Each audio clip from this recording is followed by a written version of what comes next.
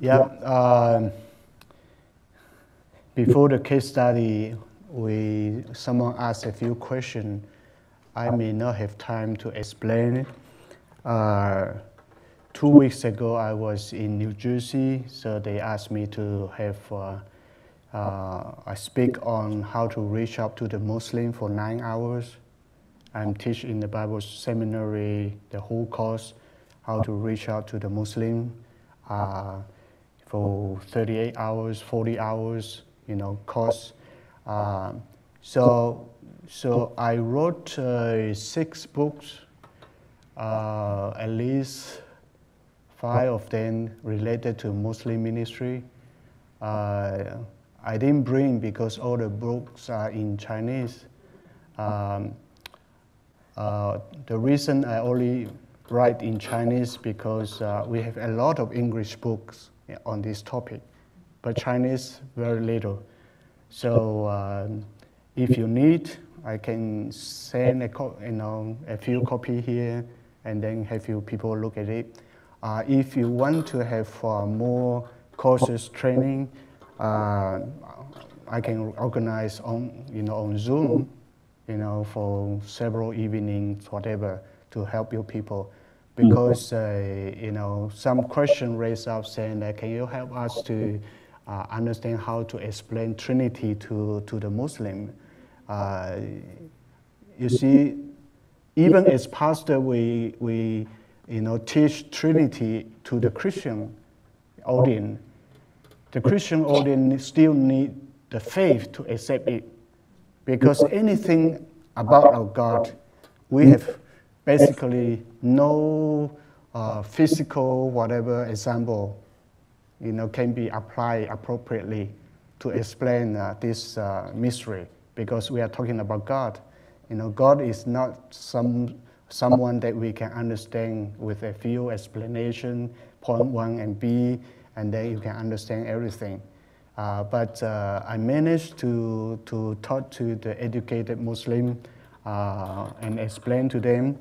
I did see at least 1 or 2 accept and understand and accept the Lord, but most of the time they argue with me all the time, and it's difficult to convince them. Just let you know that our Trinity is different from their Trinity. We are not talking the same thing. So the best thing is when a Muslim asks you why you believe in 3 gods, why you talk about Trinity. The first question is best, you ask them, what do you understand of Trinity? Then you realize from there, you know how to answer a little bit before you go into Bible and Quran. Because they don't know there is Holy Spirit. And they were affected by Roman Catholic more than any group. And they believe that Trinity is God the Father, Jesus the Son, and Mother Maria. So they say we are blasphemous because we have God and married. Married has some relationship and born a child called Jesus. So if you help them to understand that you don't even know what is Trinity, and then you start judging us, then you calm down them a little bit, because they realize that they even don't know what they are talking about. Okay, then you start helping them to realize. So you can quote from the Quran, at least 2 to 3 verses in the Quran. Chapter 4, 171. Chapter 3, 45, chapter 3, 47, you can explain to them.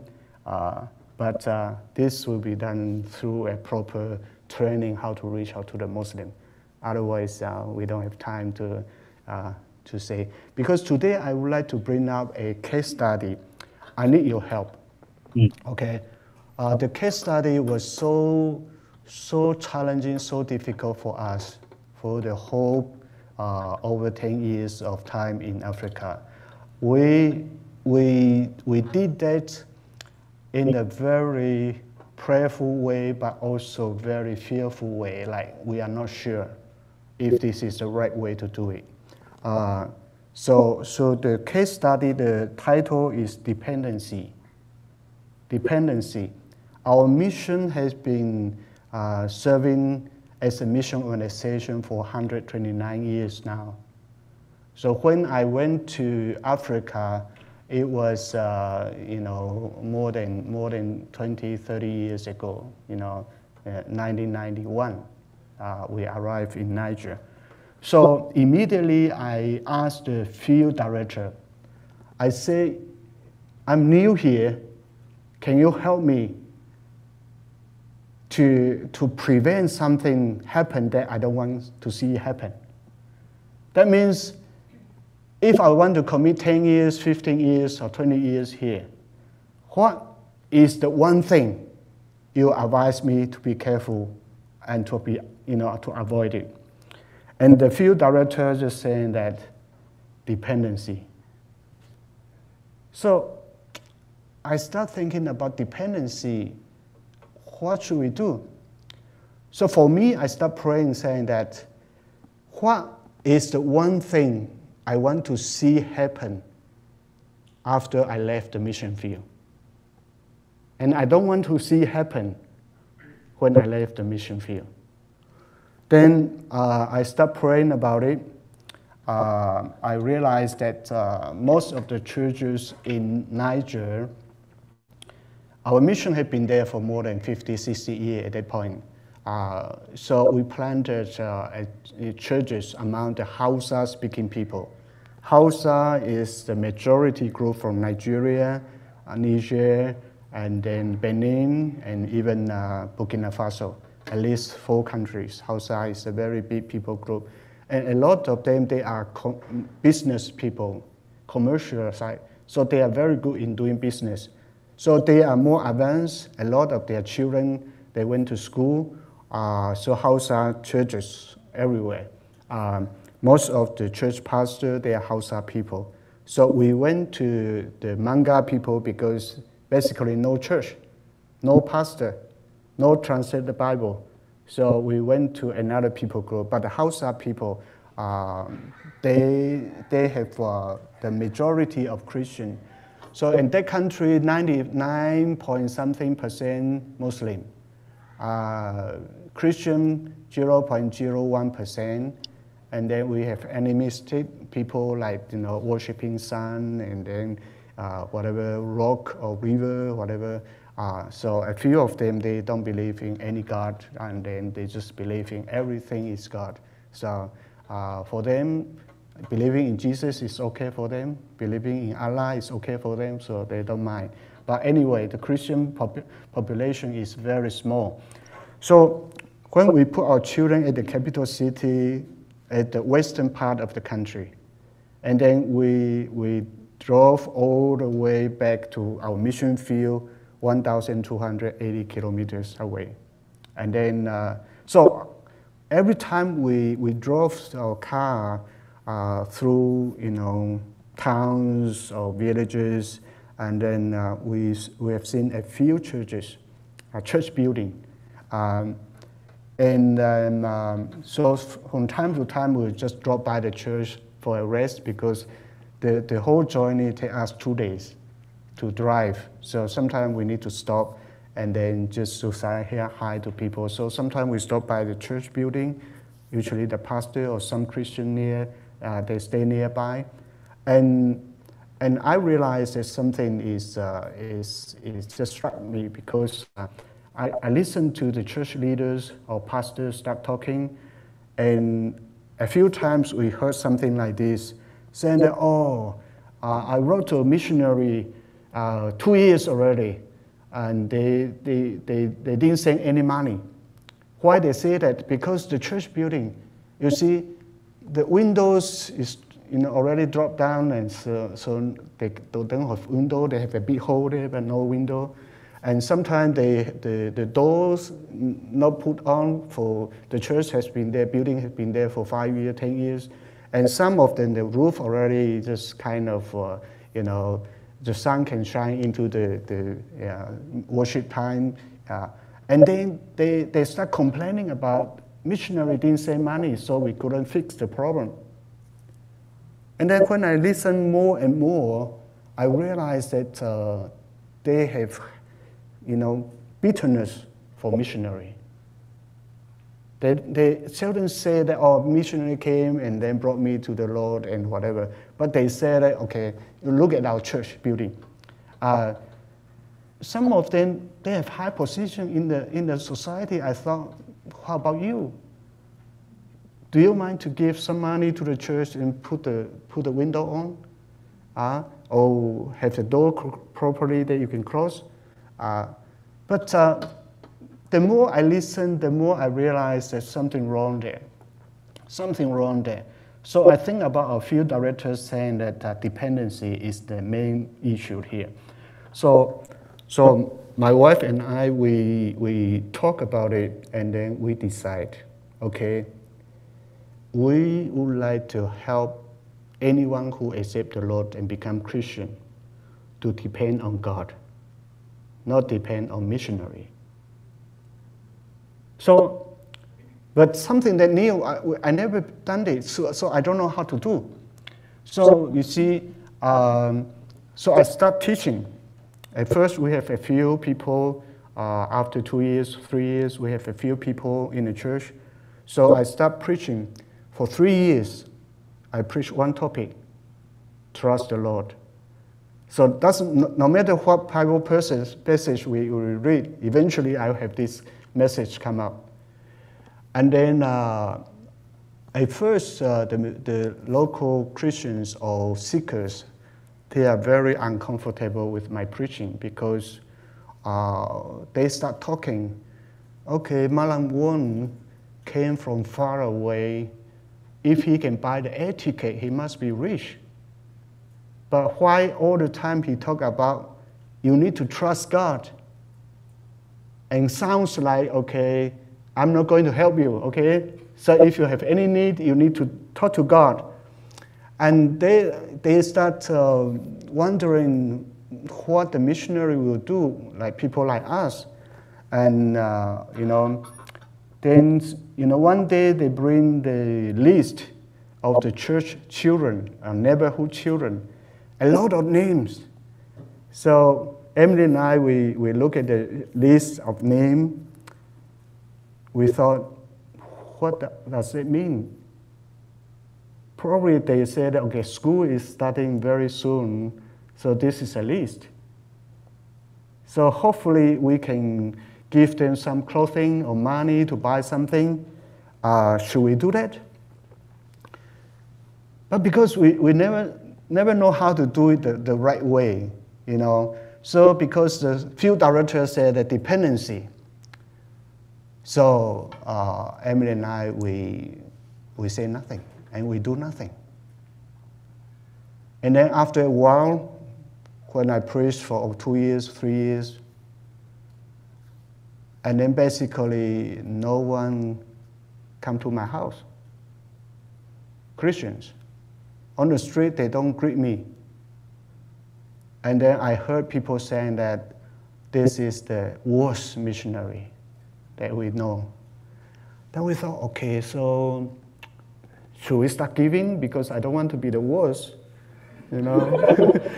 And then, we decide, okay, since we decide we hold to that principle and the advice from the field director, so we just keep on our principle, not giving up money to them. I mean, we help those sick people, we help whatever they need, but we don't want the people just pull out a list of how many children, 20, 30, 40 children, saying that they didn't say anything. They just give us the list. So, and then one day, and then the church people came to me saying that we found a piece of land. So I said, okay, what? We need a church building. I said, we have only around 10 people. Do we need a church building? And a lot of missionary, they are experienced missionary serving among the Muslim. They usually discourage having a church building because a church building among the Muslim community is very awkward because people may think about the invasion of the Christianity into our community. So, so I say we have only 10 people, and then they say, okay, you have money. I mean, the land in the Sahara Desert is so cheap, like where your church compound is probably is less than $200 US, you know, so cheap. So they say, you have money? Then we say nothing. And then we have missionary came to stay in our town. They are reaching out to another people group. And they start giving up money. Then we have real trouble. Real trouble. The Christian came to see missionary, they usually go to the other family. They don't come to our family. You know, it was so, you know, just trying like, okay, what should we do? What should we do? It was very difficult. And then, you know, sometimes missionaries start telling me what the other Christians talk about our family. Wow, the most, you know, terrible missionary, no love at all, whatever. And then we just keep praying, saying, God, how long can this be continuing like this? That's not our intention to hurt them or just to be the most, I don't say hated, but rejected missionary in this area, in this country. So am I, you know, are we wrong or are we doing something right or what? Just couldn't imagine those times, those period of time. Those people, I led them to the Lord, and then on the street when they saw us, they turn around and go the other way. Many, many times, small town, Muslim, they look in the eyes, they know what happened. So we say, okay, what should we do? What should we do? It's very tough, very tough. Every time they just come to us, at first with a few hope, you know, hopefully we can help some, but sometimes we don't help them because we realize that it's something that we cannot solve the problem. For example, one of the church seekers, not really member, he said, okay, Madam Wong, come and look at my farm. In the desert, we do have December, January, the weather cool down some. I told you already, only 100 degrees, so it's quite okay, not too hot. So they dug a hole and tried to get water from deep down to, you know, irrigate their you know, vegetable. So he showed me, he said, okay, I have dug down for 50 feet already, no water. Can you help? No, he didn't even say, can you help? And then, well, I just saying that, okay, how much veggie you plant? Okay, if all these veggies grow well, how much you can sell? So I say, how far down you dug down, you get water? He has no answer. But definitely there's more than whatever it will cost for once you sell all the veggie, cannot pay back the water, you know. So I say to him, I say, no, this is according to Chinese, okay, we calculate how much we invest, how much the return is. I say, you are losing money. You are losing money. So he started talking in the town saying that Madam Wong saw it and he didn't do anything. I was like, okay, God, I think I need your help. I just don't know what to do. I can reach out to people. I can, you know, just helping people to come to the Lord. But I don't know how to handle this. And then especially when the missionaries start complaining, saying to us, you cannot do this to them. Because you see, $100 for us is not a lot, but it's a lot for them. We can help them easily. But for 100 years, our mission organization conclusion is this is the most harmful thing if you start giving. if you start give the impression that they can depend on missionary. That is the most, the wrong thing that the mission organization want to see. So because I don't know what will happen, that is the most difficult part. Because if I know what will happen, then I can calculate, okay, how I can do it. But by saying so, we are not so hard-headed, hearted people, like never help people. If they are sick, we bring them to the hospital. If they cannot go, I go and ask the doctor to come, because not many people can ask the doctor to come to their home, but I can, because the doctor come see me and then say, oh, Madam Wong, what can I help you? I say, someone's so sick, they cannot come to see you. Can you go? And then the doctor will drive me back to the patient's place. So sometimes they appreciate us, but the church people, they basically just couldn't accept us, because they say, you have money to build a church building, and you have no response. You can help the children to buy clothing, everything, to go back to school, but you don't really help them. We don't know how far we should go in terms of dependency. We just don't know how far we should go. It's with a lot of tears saying that, God, do we hurt some people, or do we prevent someone to come to the Lord? I mean, I just don't know. We don't have answer. I just don't have answer. So 2003, April 26th was a Saturday. So we have a first church building. But before the church building, we decided to build church because the congregation grow up. At first we meet in a small room, 12 times 14 feet. You know how big is the room? Like you are sleeping, you are in the bedroom. Some of your bedroom is much bigger than that. But our congregation is grow up to more than 30 people. So how can you fix everybody in there? I don't even have a space to stand to preach.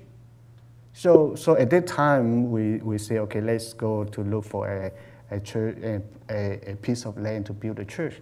And then when we asked, a lot of landowner, and they refused to sell it to us because you want to build a church among our Muslim community. So no one wants to sell it.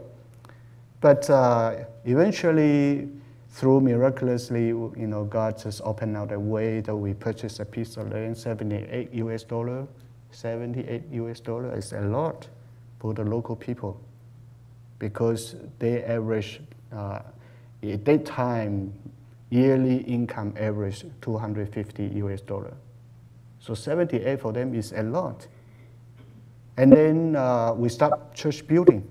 And they say you can write to churches in San Jose, to Malaysia, Singapore, and raise funds. I refuse. I said, no, we are going to do it. They say, how? I say, trust the Lord. So, I hesitate to ask for any help from outside, because a lot of people will send money individually or church because of 78 US dollars. And then how about the building? The building is less than maybe $3,000, the building. So if I wrote to churches and the money came in, let's say 30,000. So we spend 3,000 or 4,000. How about the other money, those money?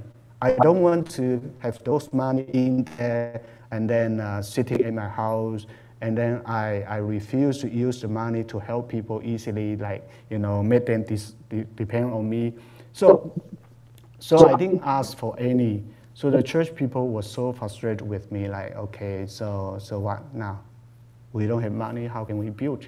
So Sumu and I, we went with them every morning to bring sand, rock, stone, lay the foundation. So we work all the time with them. Our children came back. They help to make the brick and different things. And then I say, okay, for the church building, I will provide the roofing. So let the church build up. I provide the base roofing. because only 5 rains per year. So if the roofing is good, then the church building will stay for 100 years. Even though the brick is not brick that we know, basically sand, pure sand. So how can they stick together?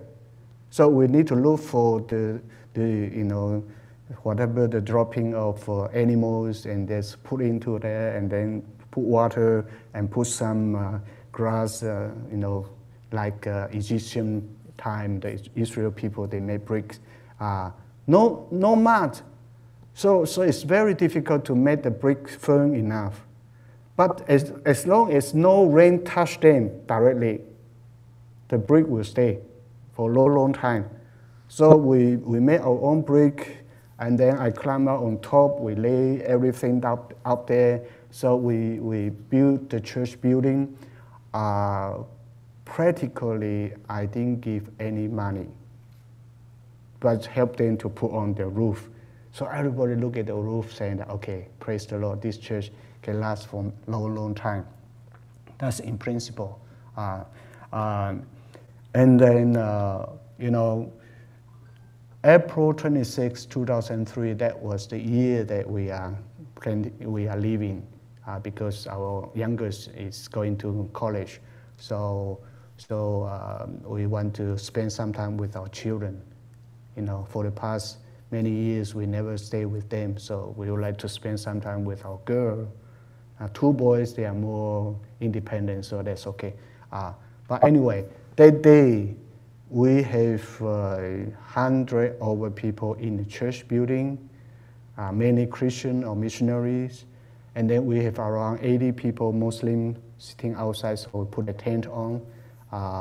Then Christian, they came and they look our church building report. They look for my name. And they start talking, why missionary didn't give any money? And yet the church is complete. The church building is complete. That was a shocking message for the Christian community, because most of their own church, they never complete their building. They were waiting for the missionary to send money. And they never realized that they can do something without a missionary. They never realized that. So that day I was a bit, I was comforted by some comments from different churches. And that day, the whole dedication, ceremony, I was the last one to do the benediction. So we have pastor preaching from the pastor from other province, district, and then we have Muslim friends, those important people sitting in front. So when I stood up to do the benediction, my best friend, one of the best friends, he's not Christian yet. I think he probably prayed to accept the Lord, but he never said it, because he is the only one who went to Mecca to do the pilgrimage. It's just so cool. Whoever can do that means either you are rich or you are very sincere Muslim, then you can do that. So it's very highly regarded in our community. And then I spent hours sitting with him. Sometimes the sand just blow to our side. So we two sat on a tree in front of the pharmacy there. So everybody knows that we are very good friends. So that day, when I stood up, he stood up also. He came over, he didn't ask permission to say anything. He just started saying, because he is so recognized, respect the people. So he started saying, he said, for the past many years, I saw missionary, I saw Christian, their families, their children, all are very distinctive, member of our community. Look at the Christian, all their children, they are well educated, well dressed, properly. So he turned around and talked to those whole group of 80 people outside our church building, saying that we need to stay, we need to have a good relationship with the Christian, because they are good people. So he sat down. I'm not sure, because when we built the church, our SIM specialist ministry among the Muslim people for years, and also theologian, wrote a lot of books, few partial. He told me saying that, okay, don't put a cross on your church building. Don't put a cross on, because that would be very offensive to the Muslim community. But during the building committee discussion, I shared this piece of specialist opinion. And then one of our church members saying that, well, Jesus died for us. Why do we need to be afraid of anything? So while he said that, and the second day, he himself made a big red cross and put it on. So I thought to myself, well, I thought this church building can last for 3 years. Because in the Muslim community, we expect them to burn it down or tear it down anytime. So at first I said, no cross, maybe we can last for 3 years. And then with the cross, maybe 2 years, So we don't know. But with my friend saying this, probably can last for 3 years, because he asked them, to be nice to the Christians. So I don't know, I just don't know. But I thank God, because after 12 years, the church was burned down. After 12 years. That is 4 times more than I expected. Yeah. So how long do you think your church will be burned down? You never thought about that, because why burn down? It's never happened here. In Africa, we do things very differently. So are we right in this area? Let me tell you, 2017, January the 9th, I went back. That was 2 years after they burned down our church. So I went back, because the new church dedication is planned on the third Sunday of January 2017. So I went back on Monday, and then I have 4 nights, Tuesday to Friday, 4 nights of teaching in the church. Daytime we visit people, and then invite people to come to our church dedication. So the first night I arrived, so I stayed with the pastor. He called me spiritual father, okay, Papa, okay. So after the meal, he and his wife was with me. I was alone in a small room. So they had meal with me, and then after finish, so I asked them why. Because Samaritan purse promised to pay for the whole building, the new building. Is more than double the size of the first one. And then pay for everything, 24 million, the local money. 24 million to us, maybe it's not terrible big number when we talk about a church building. But the church turned it down. They didn't accept even 1 cent. So I asked them why.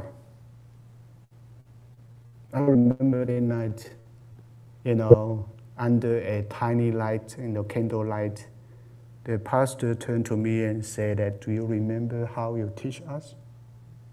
What you taught us in the past many years? Trust God. The reality is, they rejected 24 million fund to build the whole church. And the whole church still completed. You know what happened? And they told me, the pastor told me, we have 2 pastors at church now. Our own church support the pastor. And then we have 1 evangelist start off another church in another area, which I know the area is not too far away, maybe 40 minutes in the African road, another pastor. So 3 full-time, and the church provide them. And before, when I was there, in a town, we may see 30, 40 cars, which maybe 10 of them still running, all the other not running. But 2017, our church people, total, we may have 10 cars. All become very well, blessed by God in many, many ways. So I asked them, why you reject those 24 million of money? So I share this with many churches in Malaysia, Singapore, US. Most of the church leaders say, if that is the case for our church, we will receive it, we will accept it. So I asked the pastor Isa. Isa is Arabic name for Jesus. Okay, so his name is Jesus. Our church pastor is Jesus. Okay, but anyway, so he said that the thing is, Samaritan Purse agreed to give this money with a condition. The condition is they ask a certain church leader to do the church building, which the person, unfortunately, church leader, but most corrupted people. And as I'm in the local churches, all agree, we will never let these people touch our church building, because he has handled several church buildings and never completed for the past 20 years. Just money just disappear. So our church people talked to Samaritan person, thank you for the generosity, but we cannot accept this person to handle the money and build our church. The Samaritan says, sorry, we agree for him to build a church. If you cannot accept him, then we have difficulty, like we already promised him. So the church said that if you want him to build so that we can receive the money to build a church, then we don't need the money. I said, that's a huge faith there. I mean, 24 million. You just talk about 24 million, maybe 2.4 million US dollar. I mean, we just put it in example for building a church building. That can be the case. And turn it down. So that evening, when I have meal after, with them, and then they share this with me, I realized that probably at the very beginning, we hold on the dependency policy is right. It's right. So what do you think? Any comment? It's a case study, so I need your help, because I don't want to make it a principle for all the missionaries go out to do the similar thing or the same thing, that if you are not loved on a mission field, you are alone, lonely, you bear no fruit, and then you are failure. And now again, even those people call you pastor, they run away from you and they don't want to spend any time with you, and saying that, okay, you are the worst. Then what happened? Any comment?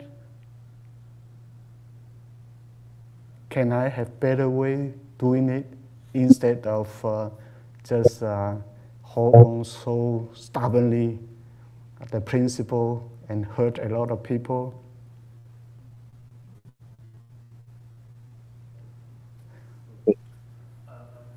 You may not have said anything about it. I was curious if it was an opportunity, you could use it as an opportunity to share, to teach them why you're not going to do that, why you don't want them to be dependent, or if you felt like you did do that because you didn't want to insult them, right? To offend them, to say, was there a reason why you didn't necessarily use that as a teaching moment? Yeah, thank you. The observation to come to the conclusion, observation is very crucial, because because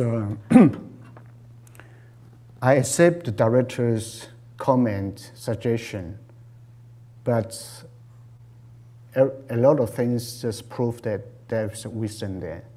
Yeah. For example, one year we have a heavy rain, so some Christian church was washed, the wall was washed away by the rain, and then we decided to help. We purchased a rock, and then we even purchased some cement, want to help the Christian, and end up we didn't do anything because the Christian asked for money. Say that if you want me to work, you need to pay me. So I said, well, this is your house. Okay, we help you without asking for anything. So why you ask for money? They never repay. One Peace Corps girl from US, you know, Peace Corps, you know Peace Corps, you know, those people, they adventurers, they would like to experience, you know, cross-cultural different things, and they came to Africa and came to our area. And she realized that a lot of villages have a lot of children, but no school available for them.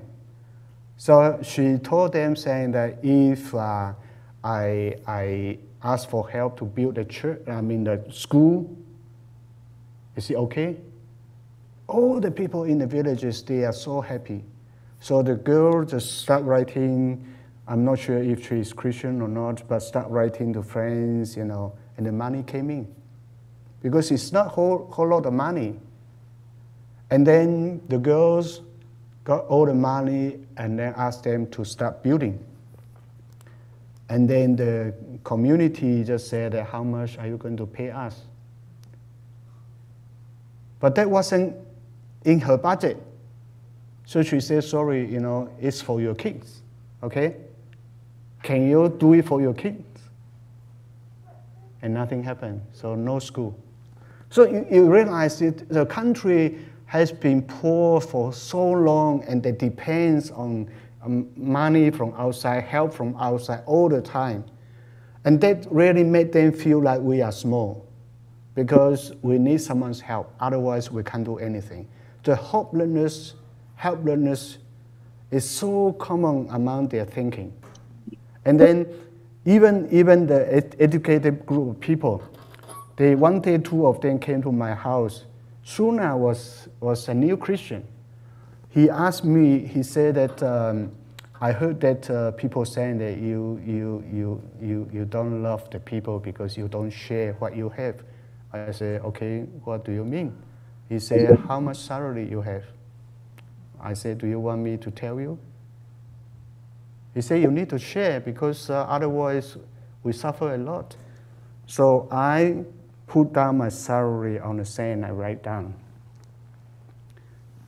Missionary salary is not a lot, but it's enough. But when they look at it, it's a big amount because we are talking about US dollar.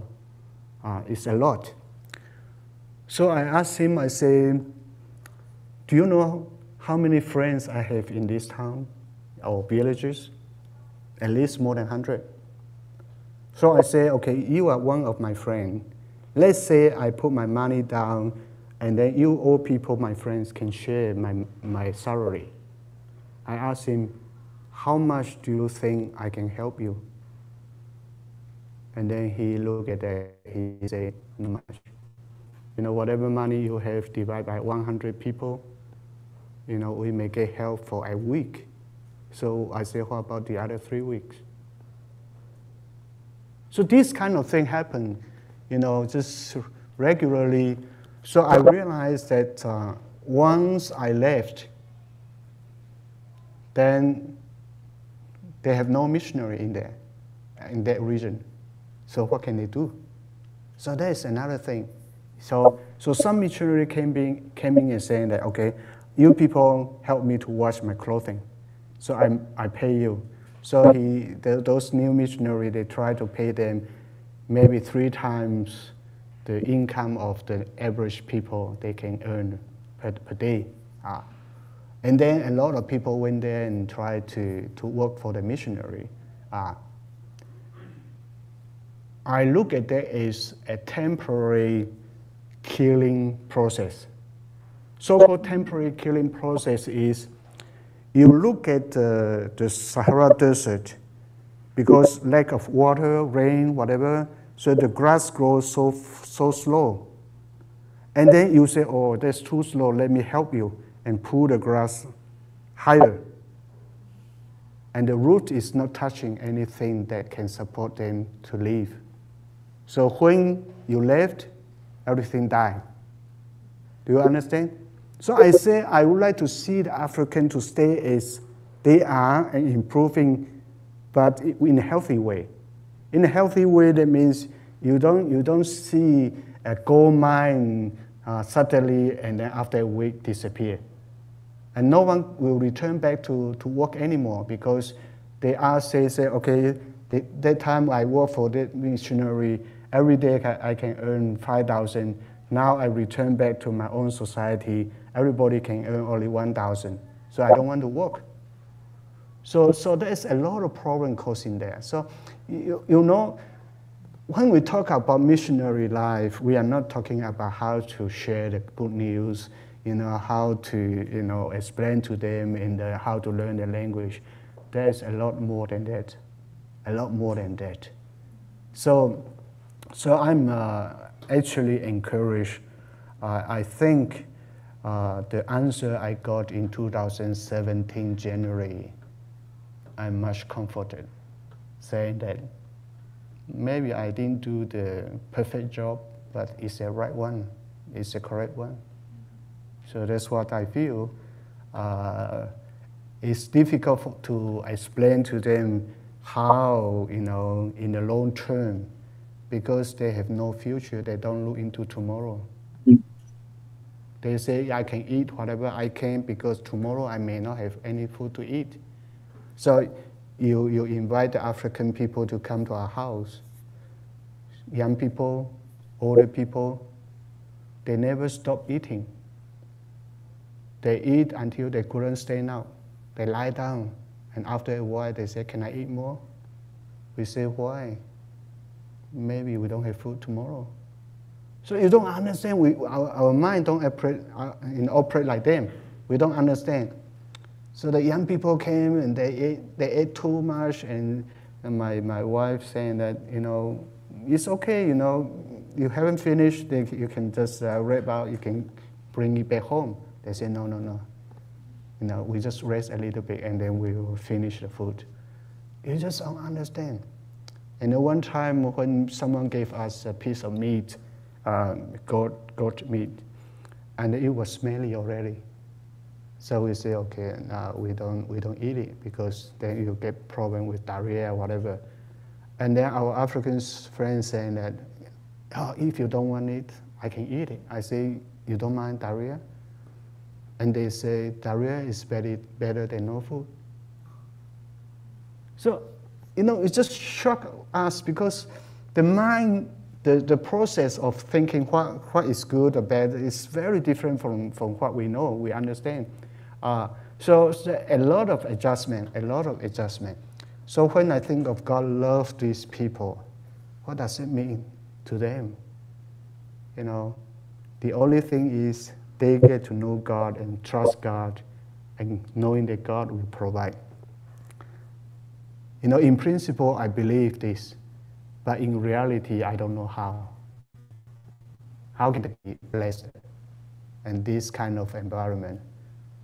So when I went back to church, I remember 2017, January, I went back.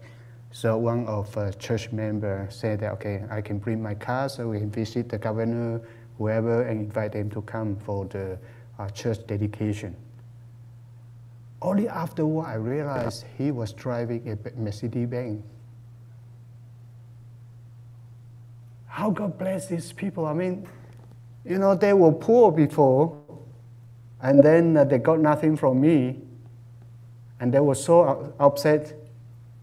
And now they are blessed by God, and then God just, God's grace is so abundant, so driving Mercedes-Benz around without license. I just can't explain it. So whatever the Bible says, we know it's true. But when you need to put into practice, it's not that easy. It's not that easy. Okay, my time is almost out. Yeah, I want to mention that, I think what you thought of the principle of dependency is very important. Ultimately, we have to learn to teach people to trust God, not ourselves, not even the church. Like here in America, there are a lot of social services, all these things. A lot of money going into, or otherwise, even in Asia, there's so much money from the West going to help different countries of the world. And to me, it's not bad. Yeah. To me, I think it has to have some direction. Yeah. It has to have some direction. Like the phrase, you don't just give them fish, you have to teach them how to catch fish, right? Right? I mean, otherwise, they're always wanting food, wanting all these things. Yeah. Just like we train young people, even these days too, we have to train them to be disciplined, train them to, renounce ungodliness and worldly passion and towards self-control, all those things. Yeah. So the dependency is very, very important. It's not depending upon God. Ultimately, like you said, the blessing came to them. They're convicted and they're able to raise their own funds and build their own church. That to me is a wonderful blessing of your ministry. Yeah. Yeah. Okay, thank you. Any other comments or questions? Question? Yeah. I'll say something just on the topic of since you were talking about money, and I think that a lot of us can, the way that a lot of us can relate to that is because we have a lot of homeless people around here. And I'm thinking they have probably some of the same, these people, they have lots of issues and problems. And I think something very easy that they do is like, okay, money is going to fix this. But one way that I think that when you don't give them money, you're still giving them your time, right? And a lot of these homeless people to me is like you said, just a little bit of money isn't gonna really fix them. But I think it's that transactional where someone gives them money and they think that somebody, in that moment, you're loving them, right? And you're giving them something. And I think that doesn't have to be money. That can be time. That can just be just like how you said, how you spend time with the guy in the tent outside, or just having a good conversation or sharing about God. I think that can be very valuable too. Yeah, thank you. That's definitely, yeah. Yeah, we have more than just helping them with money. We have a lot of other things. We can help them, or at least show them we care.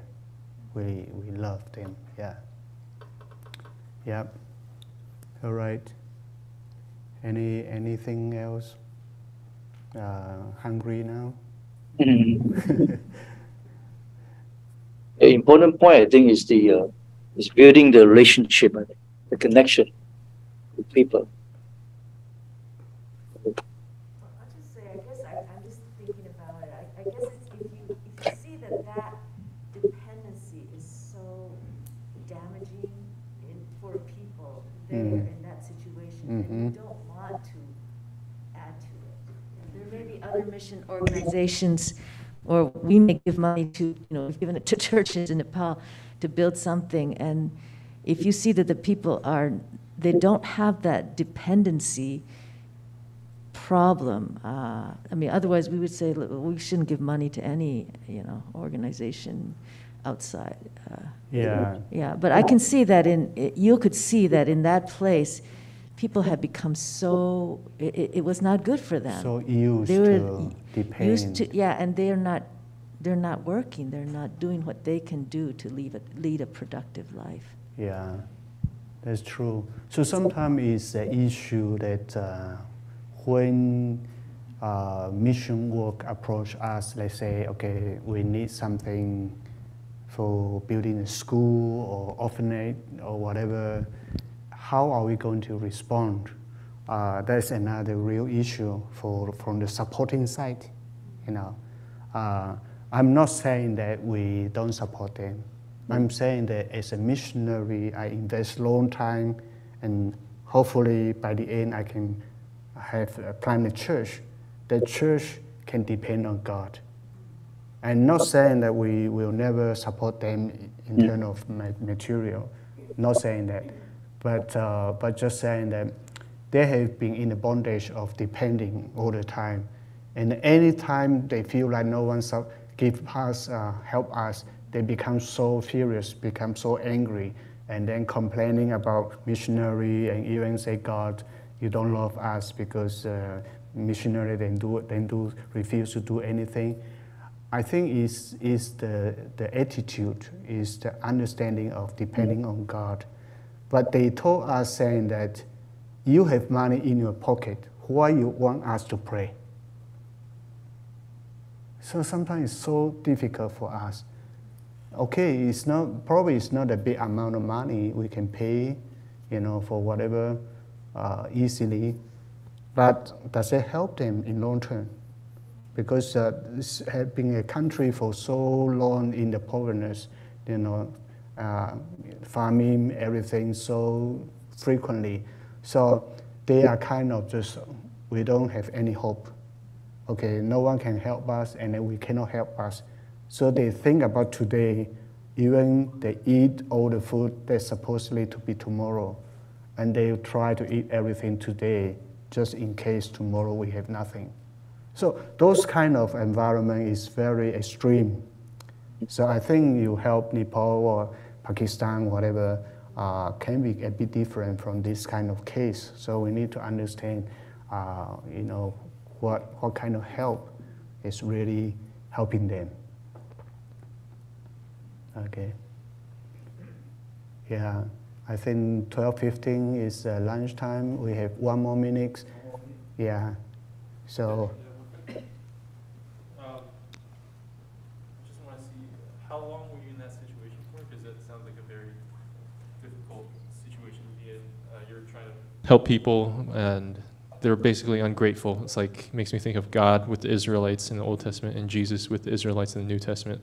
Like, you want what's best for them, but the people you're trying to help reject you and are like not grateful. How long was that for? 3 years? It's so clear that after I preached for 3 years. Okay. And then challenge keep going on. Let's say Isa decided to go to Bible school. He was the first Manga people want to go to Bible school. So everybody's so happy in the church. Everybody's so happy. So January school start, I can remember still very clearly. The first Sunday of December, the one who preside the meeting, like worship, he stood up, and the first thing he asked me, Malang Wong, how much are you going to give to support this family to go to Bible school? During the worship. So what are you going to answer? I say, brother and sister, I am part of the church. Let us do it together to support this family. They were so furious that I didn't promise anything. The second Sunday, another brother went up to start the service, and he said the same thing.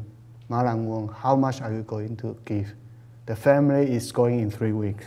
How much are you going to give? I didn't promise anything. I say, as a church, let's trust the Lord.